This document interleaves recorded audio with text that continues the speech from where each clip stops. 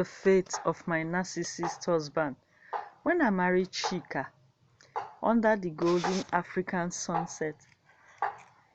I believe I had found my forever love. At first, he was charming. He called me his queen and promised that no storm would ever touch our love, our home. I believed every word. But after the wedding, another man emerged. Chike loved being admired, but never learned how to love in return. If visitors praised my cooking, he would laugh and say, "Without me, she knows nothing." If I dressed well, he accused of seeking attention. If I shared an opinion, he reminded me that a woman's voice should remain behind her husband's shadow. When our children were born, I stayed awake through countless nights, caring for fevers, cough, and tears, while he slept peacefully in the next room. When I fell sick myself, the pain became even heavier. My legs grew weak, and my body no longer obeyed me the way it once had. Climbing stairs became a battle. Carrying water felt like lifting stones. Instead of helping me, Chike grew colder.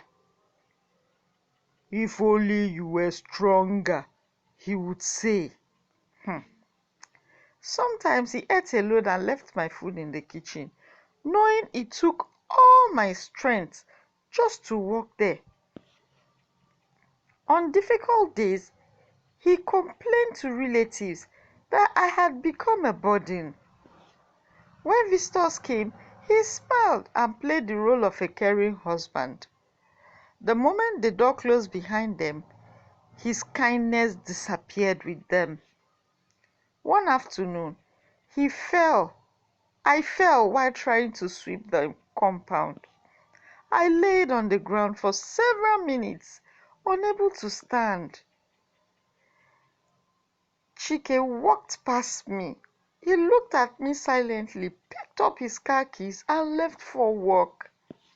That day, something inside me broke. Not my body, but my heart.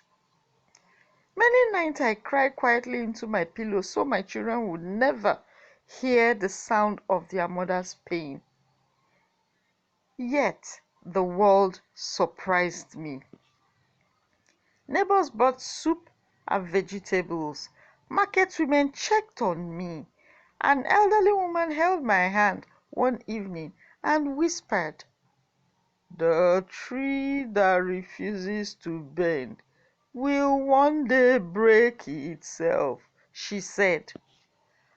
I carried her word with me. Then came the rainy season that changed everything.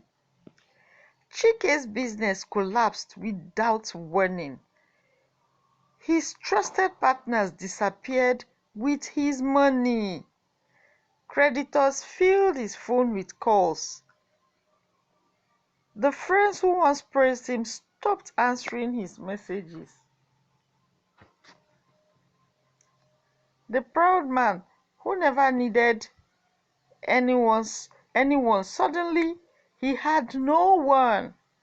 One evening, I found him sitting alone in the darkness. His shoulders trembled. For the first time in our marriage, I saw fear in his eyes. He looked at me and asked, "How did you survive all those years when I left you alone in your suffering?"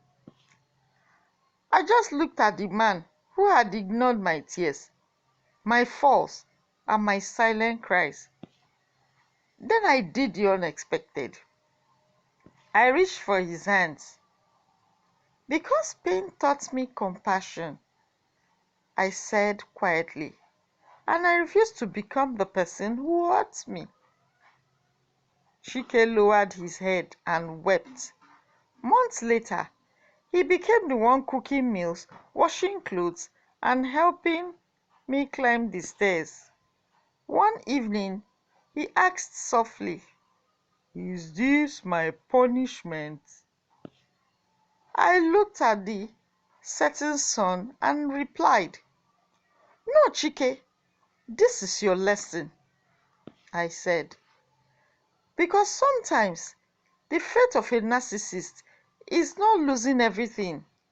Sometimes it is living long enough to understand the pain they once dismissed in others. If you have watched to this point, I would like you to like, share, and subscribe to my YouTube channel for more interesting stories. Thank you.